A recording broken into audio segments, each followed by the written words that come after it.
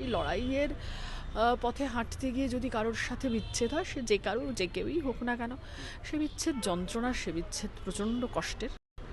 একজন মৃত মানুষকে শিখণ্ডি খাড়া করে যিনি মিথ্যে কথা বলেন, উনি মিথ্যেবাদী, এটা আজকে পশ্চিমবঙ্গের মানুষ জানেন, সবথেকে বেশি ভালো জানেন ওনার দলের কর্মীরা। মমতার বাড়িতে কত টাকা আছে না আছে, সারদার টাকা কোথায় গেল, মমতা ব্যানার্জি সম্পর্কে উনি যা যা বলেছিলেন সেগুলোর আগে সত্যতা প্রমাণ করুন। তার এসব যারা করছে তারা আসলে মনে করে যে পশ্চিমবঙ্গটা ওদের বাবার জমিদারি। আমরা বলছি না, পশ্চিমবঙ্গটা মানুষের জমিদারি। দিদি, সমাজ মাধ্যমের এখন মূল আলোচ্যের বিষয় সিপিআইএমের যুবনেতা প্রতিকুর রহমান।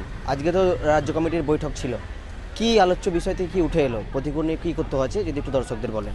আমাদের রাজ্য কমিটির মিটিং ছিল। আমাদের রাজ্য কমিটির মিটিংয়ের পরে একদম নির্দিষ্টভাবে মোহাম্মদ সেলিম, আমাদের পার্টির রাজ্য সম্পাদক, তিনি প্রেস মিট করেছেন। তিনি জানিয়েছেন রাজ্য কমিটি মিটিংয়ের আমাদের কি কি সিদ্ধান্ত, যা বাইরে বলার মতন বিষয়, সেই সিদ্ধান্তগুলি সম্পর্কে তিনি জানিয়েছেন। আমরা মূলত নির্বাচন নিয়ে আলোচনা করেছি, নির্বাচন সামনে আসছে, তাহলে নির্বাচন নিয়ে যা যা আলোচনা হওয়ার সেই প্রেক্ষিতেই আলোচনা হয়েছে। আর যে বিষয়টি আপনি বললেন, হ্যাঁ, আলোচ্য বিষয়। সিপিআইএম পার্টি যখন বাংলা বাঁচাও যাত্রা করে একই লোকেদের নিয়ে, তখন আলোচ্য বিষয় করে তোলে না মূল যে মিডিয়া রয়েছে তারা, বা এত কারোর ইন্টারেস্ট থাকে না। কিন্তু সেখানে যদি কোথাও কোনো রকম একটু এদিক ওদিক অন্যরকম দেখা যায়, তাহলে তখন আলোচ্য বিষয় শুরু হয়, চর্চার বিষয় শুরু হয়। এটাই বোঝা গেল যে সিপিআইএম মানে আসলে এখনো পর্যন্ত মানুষের কাছে সিপিআইএমের নেগেটিভ দিক যদি তুলে ধরার মতন কোনো বিষয় হয়, তাহলে সেটা অনেক মাধ্যম ভালোভাবে ঝাঁপাতে ইন্টারেস্টেড হয়। আমরা শুধু একটাই কথা বলছি, রুটি রুজির লড়াই। সেই লড়াইয়ের পথে হাঁটতে গিয়ে যদি কারোর সাথে বিচ্ছেদ হয়, সে যে কেউই হোক না কেন, সে বিচ্ছেদ যন্ত্রণা, সে বিচ্ছেদ প্রচণ্ড কষ্টের। এটুকুই আমাদের বক্তব্য, এর চেয়ে বাইরে কোনো বক্তব্য নেই। বাকি মোহাম্মদ সেলিম বলে দিয়েছেন আজকে।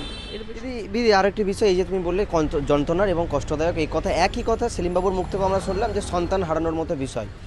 এই প্রশ্ন তো উঠছে প্রতিকুর রহমানের মুখ থেকে, যে প্রতিকুর রহমান পূর্বে আমাদের বলেছিল যে সমাজ মাধ্যমে, যেখানে সেলিমবাবু তার সঙ্গে কোনো কথাবার্তা বলতে চায় না, হয়তো কথাবার্তা বললে হয়তো এরকম পরিস্থিতি আসতো না, হয়তো ফল আরও ভালো হতো।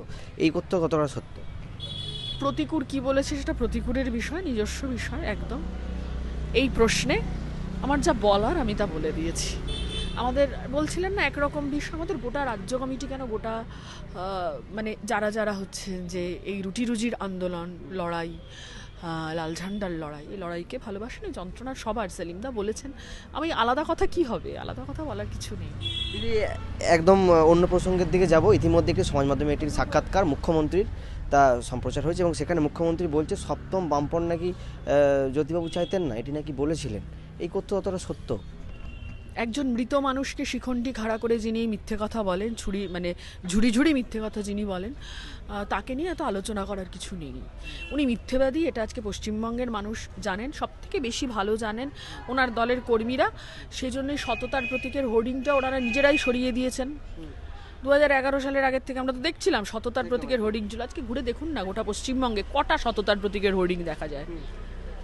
সততার প্রতীকের হোর্ডিংটাই যে দলের কর্মীরা, যে নেত্রী সরিয়ে দিয়েছে, তার সততা নিয়ে তো তো প্রশ্নহীন আসলে যে তিনি কতটা অসৎ। তো ফলে সেখানে দাঁড়িয়ে তিনি মিথ্যে কথা বলেছেন।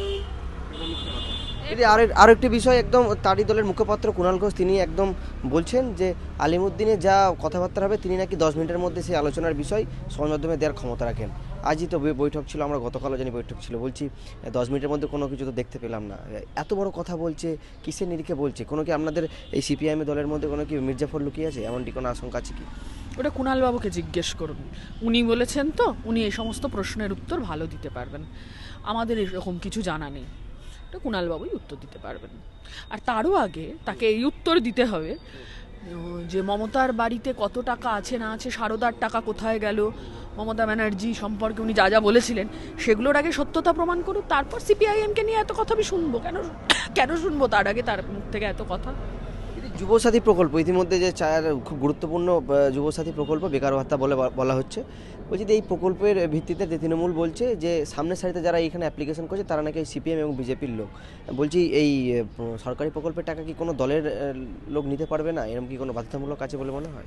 আমার একটাই প্রশ্ন, এই রাজ্যের মানুষ, এই মানুষের কাছ থেকে যখন ট্যাক্স নেন, রাস্তার জন্য ট্যাক্স হতে পারে, মানে টোল ট্যাক্স হতে পারে, তারপরে ধরুন পঞ্চায়েতের ক্ষেত্রে বিভিন্ন ধরনের ট্যাক্স আছে, বা ধরুন হচ্ছে যে বাড়ি তৈরির সময় ট্যাক্স আছে, বাড়ির ট্যাক্স আছে, এরকম বিভিন্ন প্রশ্নে যখন ট্যাক্স নেয় তখন কি শুধু তৃণমূলের কাছ থেকে নেয়, নাকি তখন হচ্ছে সাধারণ সব মানুষের কাছ থেকে নেয়? এত আস্পর্ধা ওদের হয় কোত্থেকে? সরকারি প্রকল্পকে দলীয় প্রকল্প বলে চালানো, এসব যারা করছে তারা আসলে মনে করে যে পশ্চিমবঙ্গটা ওদের বাবার জমিদারি। আমরা বলছি না, পশ্চিমবঙ্গটা মানুষের জমিদারি, এইখানের নাগরিক যারা বসবাসকারী তাদের জমিদারি এটা। কিন্তু কোনোভাবে যদি সেই সরকারি প্রকল্পের অর্থকে দলের প্রচারের ক্ষেত্রে ব্যবহার, এই বিষয়টা তো খুব লজ্জাজনক। কেমনভাবে দেখছেন এই বিষয়? আপনি তো বলেই দিলেন লজ্জাজনক। ওদের লজ্জা নেই, ওরা দোকান কাটা, তাই ওরা এসব করে।